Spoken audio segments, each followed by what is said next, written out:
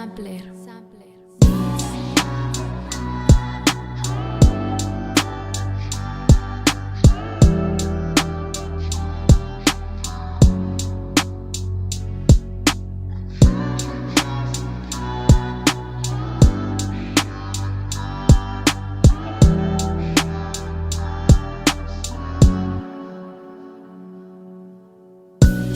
Caddan buraya yüreğim, yadımda kalan zadın dinle gözlerim. Alcırap geçip gittin eşitip bilmem sözlerim. Yanıma barı vay çektim söylen sözlerin. Düşüme giren yine yatıp doyamak kölüğüm yalı. Erkime koyan ok, men delirdim senin uğrunda. Bolasım yelya mıdam yanında. Dostlarım diye seni becermek gerek. Yönüm bana hemme zattanın sen gerek. Venede kan dondu, yok yalı yürek. Sen beni çeken tümlüğe taraf yalnızlık kurşadı.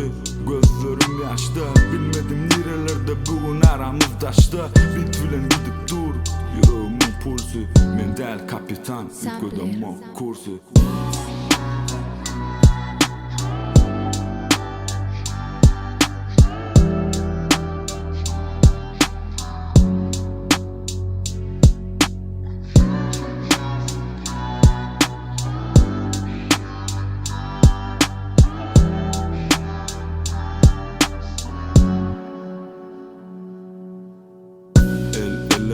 Demdeme ya basana bağrına.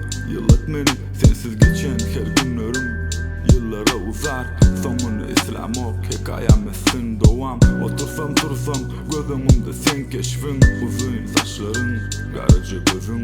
Deli ettin hali samrayan özüm. Ne diyeceğim seni ayrılığa dözmörün. Bilsen çaksız söygüyüm sana. Bolon mağlayında yazgıdın sen. Senin başkası yalan. Yalnızlık açıdıman deftere çizer galam. Ya deftere çizer galam. Sensiz harasat kalın men aşın arasını. Sen akta şahirlerim yazıp durur namasını. Sevim şamal olup övsün uçar kanatımı. Seni atlap attı. Sampler.